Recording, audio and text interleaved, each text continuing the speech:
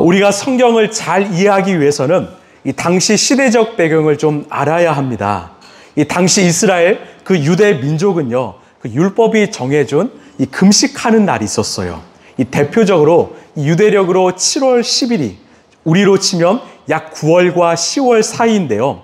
이 대속죄일이라고 해서 하나님께서 인간의 모든 죄를 사해 주신 날을 기념해서 하루 24시간 동안 이 금식하며 기도했습니다. 여러분 혹시 그 아사셀의 염소라고 들어보셨습니까? 이 아사셀은요, 이 떠나 보내다라는 뜻을 갖고 있어요. 레위기 16장을 보면 1년에 한 번 이스라엘 백성들이 자신의 죄를 그 염소에게 전가합니다. 그러면 그 전가받은 그 죄를 지은 염소는요, 이 광야로 떠나게 되는 거죠. 그래서 매년 이날을 기념해서 24시간 동안 그 회개하는 마음으로 이 금식을 했습니다. 이것은 예외 없이 모든 유대인들이 해야 되는 이 금식의 날이었습니다. 또한 이 공식적인 금식이 아니더라도 개인적으로 또 특별한 일을 당했을 때 이 금식했습니다. 예를 들어서 이 하루 동안 금식이 있고요. 또 일주일의 금식이 있습니다. 또 3주 동안의 금식이 있고 또 40일간의 금식이 있어요. 우리 예수님도 광야에서 40일 동안 금식하셨잖아요. 그러다가 이 신약 시대에 와서는 이 바리새인들은요, 매주 이 2번의 금식을 했습니다. 어떤 날이냐? 이 모세가요, 이 십계명을 받으러 시내산에 올라갔을 때 그날이 월요일이었고요. 또 내려온 날이 목요일이었거든요. 그 월요일과 목요일에 기념해서 금식했습니다.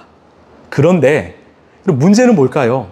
이 성경이 말하는 금식은 단순히 이 밥을 굶는 시간이 아니죠. 이 하나님 앞에서 자신의 죄를 고백하고요. 또한 회개하고 또 돌이키는 시간입니다. 그런데요, 이 당시 바리새인들은 그 금식의 정신은 다 잃어버리고 마치 자신의 경건이요, 자기의 믿음을 드러내는 표현의 시간으로 금식을 활용했습니다. 이것을 예수님이 아시고 이렇게 말씀하셨는데요. 우리 마태복음 6장 16절입니다. 자, 시작. 너희는 금식할 때 위선자들과 같이 슬픈 기색을 띠지 말아라. 그들은 금식하는 것을 남에게 보이려고 얼굴을 흉하게 한다. 아멘. 중요한 것은요, 이 남에게 보이려고 해요. 이 하나님을 위해서 금식하는 것이 아니라 내가 얼마나 경건한 사람인가, 내게 얼마나 믿음이 있는가, 내가 얼마나 거룩한가 자랑하기 위해서 금식했다라는 거예요. 그래서 이 금식의 때가 되면 일부러 어떻게 할까? 얼굴을 막 찡그려요. 그리고 괜히 막 슬픈 표정을 해요. 집에만 있으면 되는데 길거리를 돌아다닙니다. 사람들이 알아보겠죠. 혹시 당신 금식하세요? 저 금식해요. 저 홀리하죠. 거룩하죠. 내 믿음 좋지요. 이렇게 자랑하는 거예요. 여러분, 이것을 우리는 신앙생활이 아니라 종교생활이라고 합니다. 여러분, 우리가 조심해야 될 것은요, 우리의 신앙이 종교생활이 되는 것입니다. 여러분, 신앙생활은 무엇입니까? 하나님과의 바른 관계를 가지면서 영적인 것을 추구하는 삶이에요. 바로 하나님의 중심의 삶이죠. 여러분, 신앙생활을 하는 사람의 특징은요, 바로 하나님으로 인해서 나의 내면이 변하고 나의 삶이 변합니다. 저번 주에 제가 말씀드린 것처럼 그 예수님을 만난 세리 마태에게 이 2가지의 삶의 변화가 일어났죠. 하나는 내가 얼마나 큰 죄인인가. 그래서 예수님께 나아가고 예수님을 의지합니다. 2번째는요, 자신의 것을 아낌없이 이웃에게 나누어주고 베푸는 거죠. 즉 하나님 사랑과 이웃 사랑이 그 삶에 나타납니다. 수직적으로는 하나님과의 사랑, 또는 수평적으로 이웃과의 사랑, 이것이 완성이 되는 것이 바로 십자가의 사랑이지요. 그 삶이요, 우리의 삶 가운데 나타난다면 나는 신앙생활을 하는 사람입니다. 이것이 바로 하나님의 중심적인 삶이죠. 그런데 종교생활은 무엇입니까? 이 십자가의 정신은 온데간데 사라지고 외형적인 모습만을 추구하는 삶이 나타납니다. 여러분, 종교생활을 하는 사람의 특징은요, 바로요, 자기 부인이 아니라 자기 강화입니다. 나를 부인하지 않고요, 나를 조금씩 더 강화시키고요, 또 하나님 중심이 아니라 나 중심적으로 예수를 믿습니다. 그래서 나 중심, 내 기준으로 사람들을 판단하고 정죄하지요. 여러분, 성경은요, 이웃을 심판하지 말라고 말합니다. 왜? 심판하는 것은 하나님의 역할이기 때문입니다. 그러나 종교 생활에 빠진 사람들은요, 자신이 하나님의 자리에 앉아서 이웃을 심판하기 시작합니다.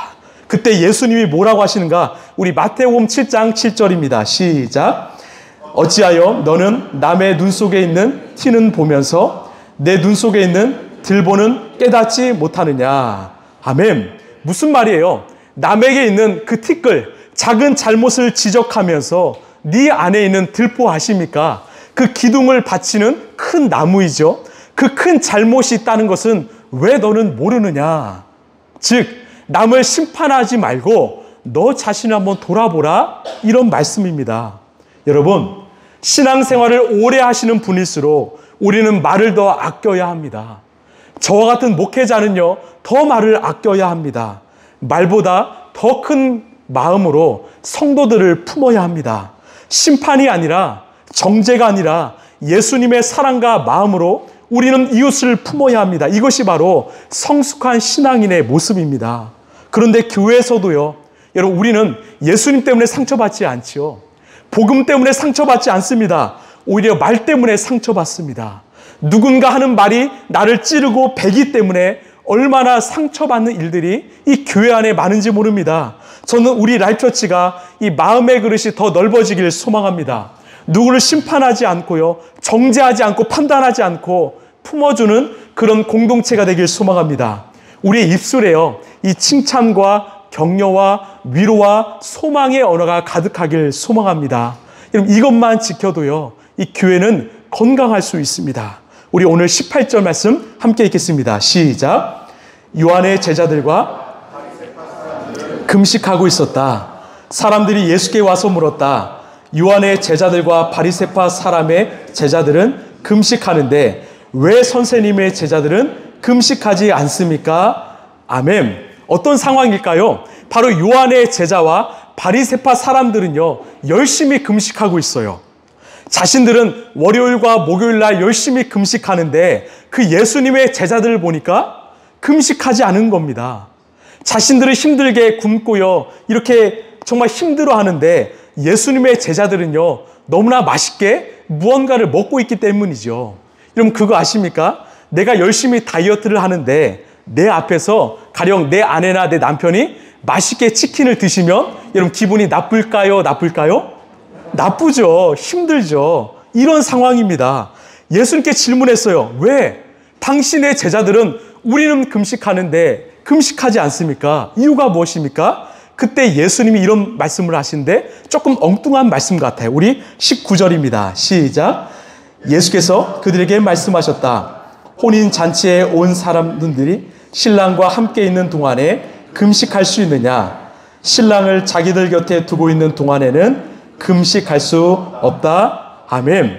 이 혼인잔치에 간 사람들이 어떻게 금식할 수 있느냐? 신랑과 함께 있는 동안에는 이 잔치를 위해서 금식할 수 없다. 여러분, 실제로요, 유대 사회에서 혼인잔치는요, 우리처럼 단 하루 몇 시간 만에 끝나지 않습니다. 최소 일주일이에요. 제가 그 결혼식에 대해서 좀 설명을 드릴게요. 먼저 결혼에 앞서서 신랑과 신부는요, 양가의 부모님을 모셔서 이 결혼을 승낙받습니다. 그 결혼을 승낙받으면 이 정혼을 하는데 이 정혼이 바로 법적인 부부가 되는 시간이에요. 그러면 이 바로 결혼식을 올리지 않고 1년 동안 이 따로 떨어져 지냅니다. 만날 수가 없어요. 이런 왜 예수님의 어머니 마리아가 임신한 사실이 문제가 되었을까요? 바로 그 정혼의 시간에 임신했기 때문이지요. 1년이 지나면 이 신랑이 신부를 자기의 집으로 데려옵니다. 그리고 마을 사람들을 전부 초대해서 일주일 동안 성대하게 혼인잔치를 벌입니다. 그러니까 이 혼인잔치가 얼마나 귀한 시간이에요. 그 1년을 기다린 시간이죠. 그래서 유대법에도 이 혼인잔치 때는요, 금식하지 않아도 된다는 이 조항을 넣었습니다. 그런데 문제가 무엇입니까? 이 바리새인들이 보기에는 이 혼인잔치가 열리지도 않았는데도 불구하고 예수님의 제자들이 금식을 하지 않는다는 거예요. 여러분, 왜 예수님은 이 혼인잔치의 이야기를 하셨을까요? 바로 예수님과 제자의 만남이, 동행이 혼인잔치이기 때문입니다. 예수님이 우리의 신랑 되어주시고 제자들이 신부가 된 것입니다. 그 예수님과 함께하는 시간이 바로 영적인 혼인잔치의 시간이었기 때문입니다. 그래서 이 기쁜 날에는요, 금식할 수가 없어요. 그럼 언제 금식해야 되는가? 우리 20절 말씀입니다. 시작. 그러나 신랑을 빼앗길 날이 올 터인데 그날에는 그들이 금식할 것이다. 아멘. 여러분, 언제 신랑이 빼앗길 날이 언제입니까? 바로 우리 예수님께서 우리 인간의 죄값을 치르기 위해서 십자가에 달려 돌아가신 날, 그날은 신랑이 빼앗기는 날이다. 그 신랑을 잃은 신부는 슬피 울면서 금식한다라는 것이죠. 지금은 신랑이신 예수님이 이 땅에 오셨기 때문에 정혼의 시간이 끝나고 혼인잔치의 시간이 열렸기 때문에 기뻐할 때라는 것입니다. 여러분, 신앙생활은 무엇일까요? 우리가 말하는 신앙생활은 무엇일까요? 바로 연애가 아니라 결혼입니다. 그런데 많은 성도들 가운데 신앙생활을 연애처럼 하는 성도들이 있어요. 여러분, 연애와 결혼의 차이가 뭔지 아십니까? 결혼은 평생 함께하는 것입니다. 24시간 동행, 동거하는 것이죠. 싫으나 좋으나 함께하는 거죠. 그러나 연애는요, 내가 좋을 땐 만나고요, 내가 싫을 땐 안 만납니다. 더 싫으면 헤어지죠. 이처럼 예수님 필요하면 우리가 찾고요, 필요하지 않으면 찾지 않는 그런 연애로 그치는 성도들이 너무나 많다라는 것입니다. 안 됩니다. 우리 함께 따라할까요? 신앙생활은 결혼입니다. 여러분, 신랑이신 예수님과 신부인 우리가 평생을 함께하는 시간이지요. 여러분, 예수님과 결혼하시길 바랍니다. 연애로 그치지 마시고 여러분, 결혼하시길 바라요. 24시간 날마다 예수님과 동행하시는 저와 여러분 되길 소망합니다. 자, 이제 예수님께서 하신 말씀을 이 삶에 적용하시는데요, 참 놀라운 비유를 말씀하십니다. 우리 21절입니다. 시작. 생배 조각을 낡은 옷에 대고 깁는 사람은 없다. 그렇게 하면 새로 된 조각이 낡은 데를 당겨서 더욱더 심하게 찢어진다. 아멘. 이건 무슨 말씀일까요? 이 생배 조각은 바로 세탁한 적이 없이 줄어들지 않은 이 옷감, 이 배를 의미합니다. 이 옷감에 물이 들어가면요, 이 쪼그라들어요. 이 수축이 됩니다. 그래서 낡은 옷이 찢어져서 그곳에 생배 조각, 새 조각을 대면 나중에 세탁할 때 그 생배 조각이 쪼그러들면서 이 낡은 옷을 잡아당기면서 그 옷이 망가지게 된다. 이 비유의 말씀입니다. 무슨 의미일까요? 이 생배 조각은 바로 새로운 말씀, 우리 예수님의 복음입니다. 새 조각은요, 새 옷감은 바로 예수님의 복음이지요. 이 복음이 유대 사회의 전통과 질서, 이 종교 생활과 함께 할 수 없다라는 말씀입니다. 즉, 너의 시선과 방식으로 예수 그리스도의 복음을 판단하지 마라. 우리는 함께 할 수 없다라는 말씀이 바로 이 비유의 말씀입니다. 참 놀라운 비유이죠. 또 우리가 잘 아는 말씀인데요, 우리 22절입니다. 시작. 또 새 포도주를 담는 사람은 없다. 그렇게 하면 포도주가 가죽 부대를 터뜨려서 포도주도 가죽 부대도 다 버리게 된다. 새 포도주는 새 가죽 부대에 담아야 한다. 아멘. 여러분, 당시요, 그 포도주를 담으려면 병이 필요한데 이 병이 없는 거예요. 그래서 염소 가죽으로 이 부대를 만들었는데 이 염소를 잡아서 다리를 자르고 이 꼬리를 잘라서 다 꿰맸습니다. 그리고 염소의 머리를 잘라서 그것을 부대의 입구로 만들었지요. 이런 새로운 가죽 부대 안에 금방 맞는 이 새 포도주를 넣었습니다. 여러분, 새 포도주가요, 시간이 지나면 이산화탄소가 배출되면서 이 발효가 되기 시작합니다. 숙성이 되기 시작하지요. 이 가스로 인해서 부대가 점점 늘어나기 시작해요. 다행히 이 새 부대는 신축성이 좋아서 잘 버틸 수가 있어요. 그런데 낡은 부대는 신축성이 떨어져서 그만 터뜨려버리고 맙니다. 이 비유도 마찬가지예요. 새 포도주는 바로 우리 예수 그리스도의 복음입니다. 그 복음은 살아서 생명력이 있어서 팽창하기 시작해요. 확장되기 시작합니다. 모든 것을 덮기 시작하지요. 그 포도주를 낡은 부대 같은 이 신축성을 잃어버린 유대인의 질서와 전통이 수용할 수 없다라는 것입니다. 즉 위선과 교만으로 굳어져 버린 종교 생활로는 그 생명력을 가진 예수 그리스도의 복음을 받아들일 수 없다. 그래서 새 포도주는 새 가죽 부대에 담아야 한다. 여러분, 이 복음은 바로 신앙생활을 하는 성도들이요, 즉 예수님을 믿는 성도들, 이 교회가 받아들일 수 있다라는 거죠. 따라합시다. 내가 새 가죽 부대입니다. 여러분, 결국 지금 예수님이 이 땅에 오셔서 복음을 전하고 영혼을 살리고 하나님 나라를 세우시는 그 혼인잔치의 시간이기 때문에 이 금식의 때가 아니라는 것입니다. 지금은 이 복음이 역사할 때라는 거죠. 저는 오늘 말씀을 통해서 우리 예수님이 말씀하시는 이 복음이요, 이 새 것에 대한 의미를 여러분에게 좀 설명드리고 싶은데요. 우리 22절을 보면 이 새 포도주는 새 가죽 부대에 담아야 된다. 여기서 이 새를요, 헬라 말로 네오스와 이 카이노스라고 합니다. 이 새 것에는요, 두 가지의 의미가 있습니다. 네오스와 이 카이노스예요. 이 네오스는 어떤 뜻이냐면, 이 제가 펜을 쓰다가 그만 그 펜을 잃어버렸습니다. 그래서 새 펜을 샀는데 그 펜은 제가 썼던 펜과 똑같은 펜이에요. 즉 새로운 펜이다, 똑같은 펜이지만 새 것이다, 이것이 바로 이 네오스라는 거죠. 그런데 중요한 것은요, 바로 카이노스입니다. 제가 새 펜을 샀는데 이 펜은요, 이전 것과 다른 펜이에요. 완전히 새로운 펜입니다. 이전의 펜의 단점을 완벽하게 보완해서 이 업그레이드된 이 새 펜입니다.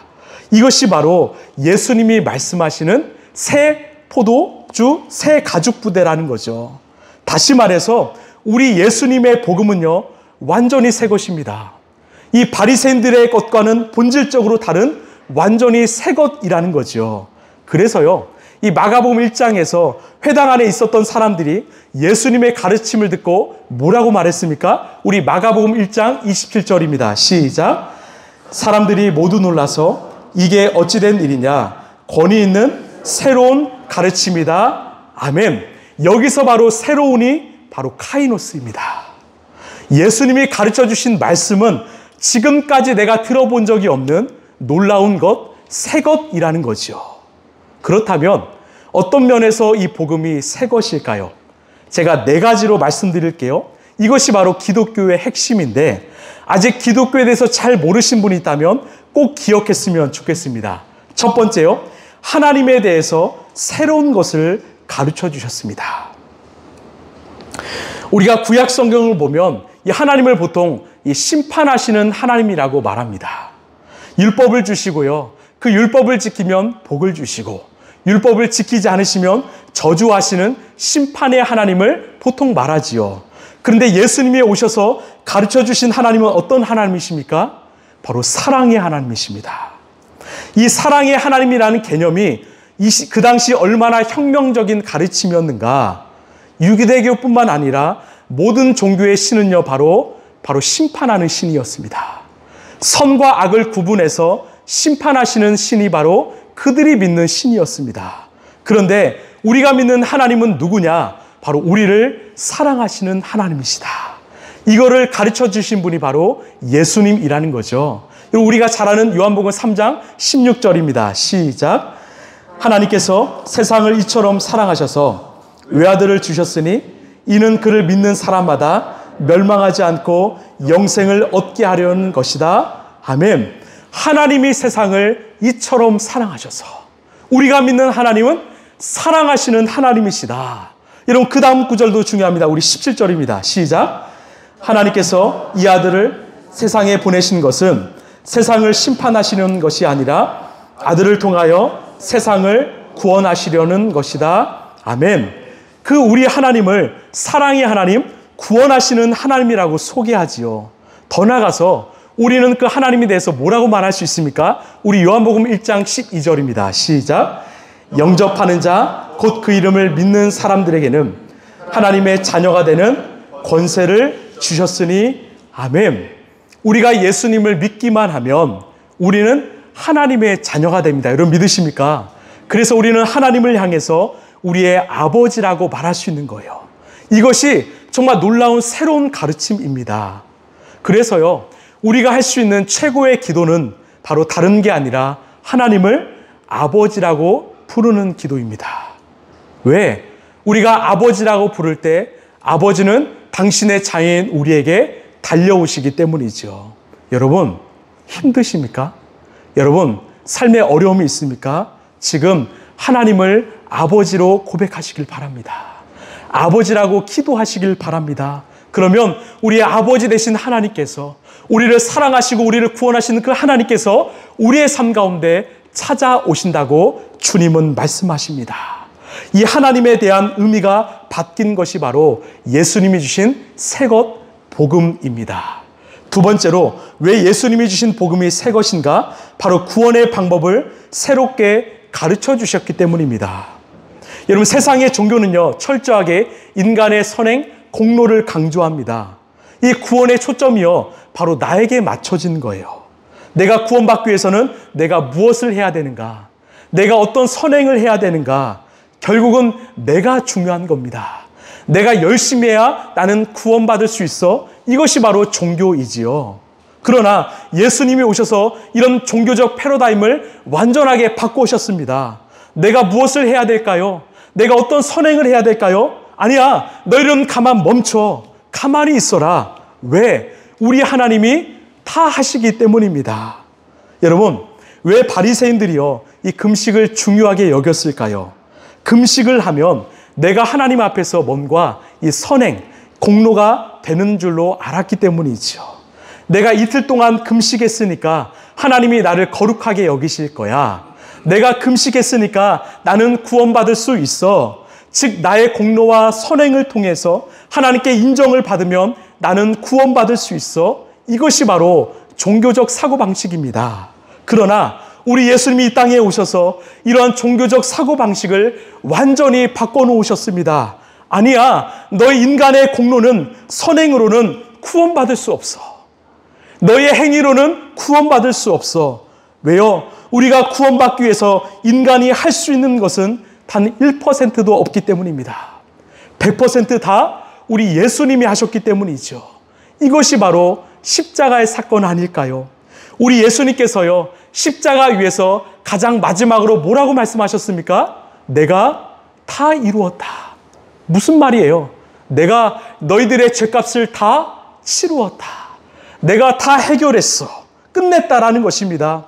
우리 예수님께서 우리의 죄를 대신하여 십자가에 달려 죽으심으로 우리 안에 죄가 사해졌음을 여러분 믿으십니까? 그래서 예수님이 다 하셨기 때문에 우리의 인생 가운데 영원한 생명, 구원이 임한 것입니다. 여러분, 우리가 한 것은 아무것도 없습니다. 우리 예수님이 다 하셨다라는 거죠. 여러분, 이것을 믿으시길 바랍니다. 여러분, 왜 우리가 예수님을 믿는다고 하지만 내 안에 불안과 두려움이 가득할까요? 왜 종교 생활을 하는 이들이 걱정하며 살까요?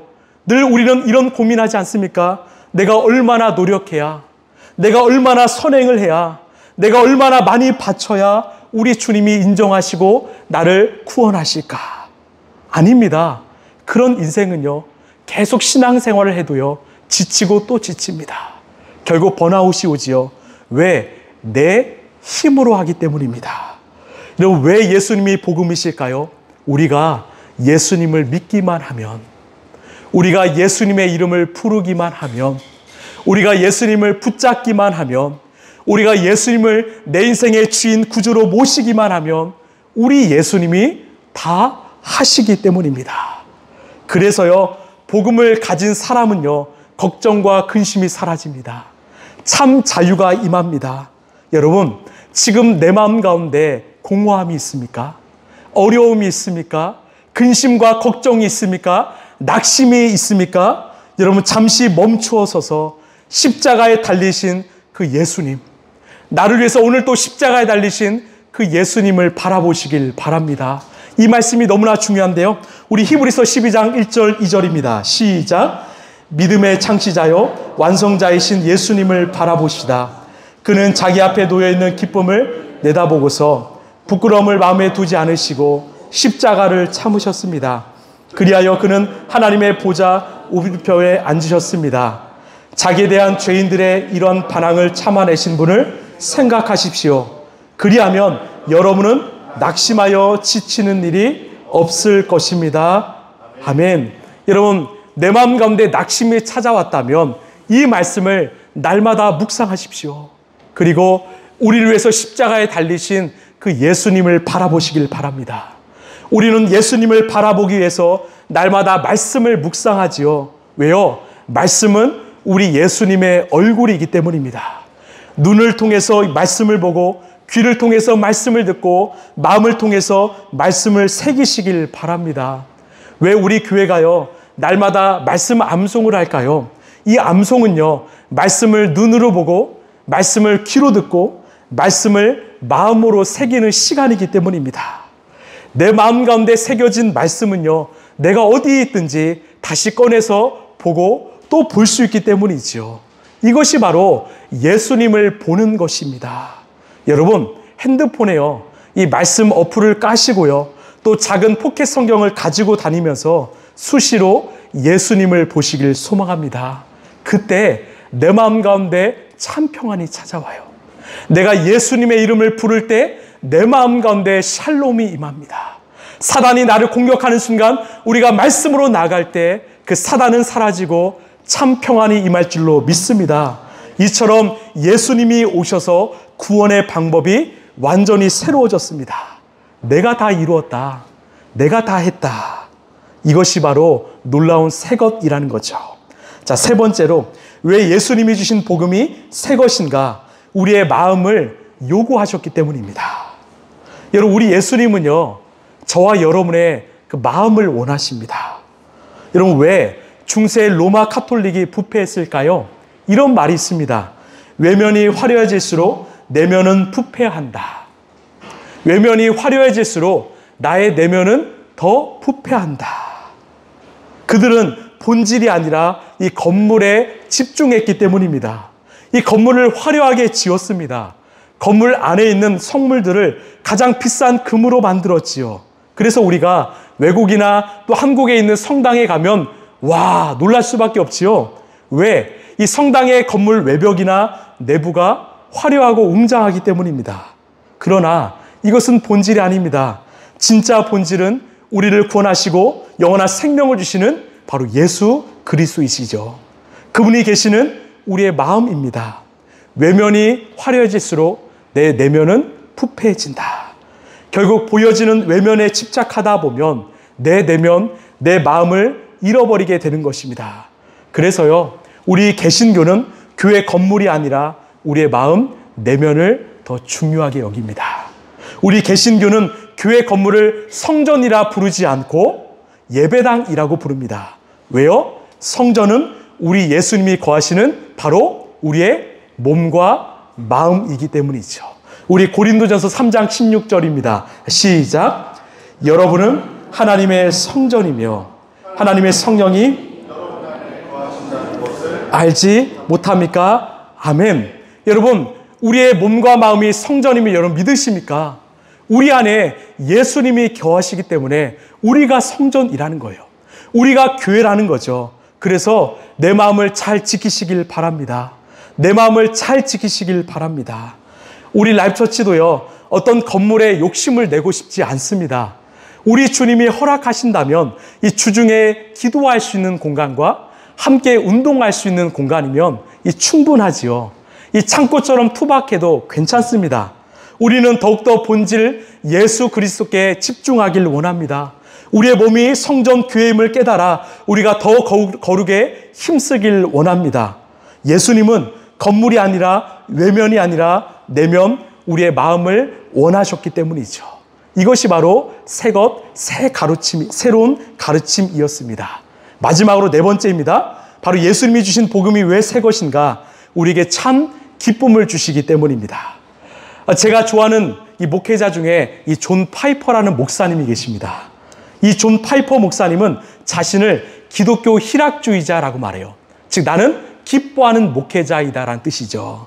그분의 책에 이런 말이 있습니다. 사탄은 여러분보다 성경을 많이 합니다.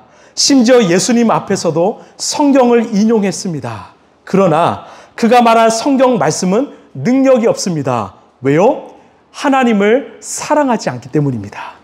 하나님을 사랑하지 않으면 그 말씀엔 아무런 능력을 발휘하지 못합니다.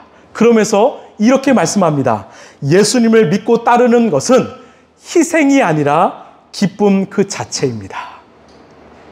여러분 아멘이십니까? 예수님을 우리가 믿고 따르는 것은요, 어떤 희생이 아니라 참 기쁨이라는 거예요. 왜? 우리가 예수님을 믿음으로써 우리 안에 최고의 기쁨이요, 최고의 사랑이요, 복이신 예수님이 거하시기 때문이죠. 이런 왜 예수님을 믿고 따르는 삶에 기쁨이 찾아올까요? 왜 말할 수 없는 위로와 평안과 감사가 찾아올까요? 완전한 사랑이요, 완전한 기쁨이신 예수님이 우리 안에 임하시기 때문입니다. 우리 요한복음 15장 11절입니다. 시작. 내가 너희에게 이런 말을 한 것은 내 기쁨이 너희 안에 있게 하고 또 너희의 기쁨이 넘치게 하려는 것이다. 아멘. 여러분 기억하십시오. 종교 생활은 우리에게 기쁨이 아니라 걱정과 근심을 줍니다. 내가 중심된 예배 생활은요, 우리에게 걱정과 근심을 줍니다. 그러나 신앙생활은, 하나님 중심의 삶은요, 복음은 우리에게 참 기쁨을 줍니다. 지금 내 안에 기쁨이 사라졌습니까? 내 삶에 걱정과 근심이 가득합니까? 여러분 이 시간 완전한 기쁨이신 예수님을 붙잡으시길 소망합니다. 여러분 제가 정리할게요. 예수님이 주신 복음이 새 것인 이유는 첫 번째는 하나님에 대해서 새롭게 알려주셨기 때문에, 두 번째는 구원의 방법을 새롭게 알려주셨기 때문에, 세 번째는 우리의 외면이 아니라 우리의 마음을 원하셨기 때문에, 네 번째는 참 기쁨을 주셨기 때문이죠. 이제 마지막으로 오늘 말씀을 우리의 삶에 어떻게 적용할까? 먼저는요, 이 새로운 가르침이요 복음이신 예수님을 온전히 믿으시길 바랍니다. 오늘 예수님이요, 이 생배 조각, 새 조각을 낡은 옷에 대지 말라고 말씀하셨어요. 우리는 지금 입고 있는 낡은 옷을 더 입기 위해서 자꾸만 새 조각을 붙입니다. 안 됩니다. 여러분 낡은 옷을 과감하게 벗으시길 바랍니다. 그리고 새 옷을 입으시길 바랍니다. 우리가 오랫동안 행해왔던 잘못된 생각과 행동과 습관이 있다면 오늘 이 시간 과감하게 버리시길 바랍니다. 그리고 날마다 새 옷이 되어주신 예수님을 입으시길 바랍니다. 이것이 바로 온전한 믿음입니다. 그 다음은요, 우리의 생활 습관이 변해야 됩니다. 여러분 새 포도주는요, 새 가죽 부대에 담아야 합니다. 새 포도주이신 예수님이 내 안에 오시면 변화가 일어나요. 팽창이 일어납니다. 힘이 생깁니다. 성숙함이 생깁니다. 그런데 우리의 가죽 부대가 여전히 우리의 생활 습관과 사고가 또한 가치관이 새로워지지 않으면 우리의 삶도 터지고 맙니다. 여러분, 내가 예수님을 오랫동안 믿었는데 내 삶에 왜 변화가 없을까요? 여전히 내가 이 가죽 부대를, 낡은 가죽 부대를 입고 있기 때문이죠. 오늘 성령께서 저와 여러분 삶 가운데 찾아오셔서 우리가 오랫동안 입었던 낡은 가죽 부대, 우리의 생활 습관, 우리의 사고방식, 우리의 가치관이 변화되는 놀라운 역사가 일어나길 소망합니다. 예수님이 오셔서 내 인생이 새롭게 시작되는 그 역사가 일어나길 소망합니다. 말씀을 마무리하겠습니다. 우리 교회가요, 이번 주 수요일부터 이 전도를 좀 하려고 합니다. 요즘 사람들은요, 이 온라인으로 검색해서 교회를 찾지요. 그럼에도 불구하고 오프라인으로 이 전도를 하려는 이유는 이 복음을 들을 마음조차 없는 사람들이 너무나 많기 때문입니다. 예수님을 찾지 않는 사람들이 너무나 많기 때문이지요. 분명 쉽지 않을 것입니다. 아마 거절도 많이 당할 것입니다. 그러나 우리가 해야 되는 것은 바로 내 안에 예수님이 계시기 때문이에요. 내 안에 예수님이 주신 그 기쁨이 있기 때문이에요. 우리 안에 예수님이 주시는 그 생명이 있기 때문입니다. 우리가 예수님을 만나서 새로운 인생이 된 것처럼 정말 예수님을 모르는 영혼들이 예수님을 만나서 새롭게 되는 역사가 일어나길 간절히 소망합니다. 여러분, 우리 예수님 잘 믿었으면 좋겠어요. 우리 한 번뿐인 인생 예수님을 잘 믿고 우리가 새로운 가죽 부대를 입고 예수님이 주시는 은혜와 사랑을 날마다 경험하는 우리 라이프처치 성도들이 되시길 간절히 소망합니다.